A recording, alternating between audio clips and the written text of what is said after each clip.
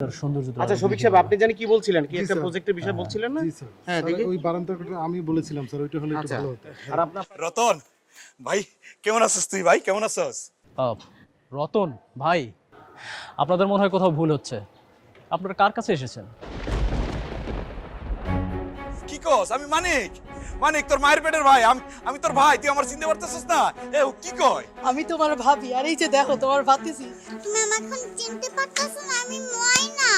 যাও যাও চাচুর কাছে যাও। আরে না, আমি তো আপনাদেরকে চিনি না। আপনারা ভুল করতেছেন, আপনাদের কোথাও ভুল হচ্ছে। রতন ভাই, কি হয়েছে রে? তুই আম করে চিনতে পারতেছিস না কেন? এ তোর ভাই, আমি তোর ভাবি, আর এই তোর ভাতিজি ময়না। তুই কি চিনতে পারতেছিস না? এই আমগো কি কোনো ভুল হইতাছে? এটা কি রতন? আরে কি কও তুমি? আমার মায়ের পেটের ভাই, আমার রক্তের ভাই, আমি কি চিনতে ভুল করুম নাকি? একজন মানুষের চেহারার সাথে আরেকজন মানুষের চেহারার মিল থাকতেই পারে, তাই বলে তো আর সে কারো ভাই হয়ে যায় না। কি ব্যাপার রতন সাহেব?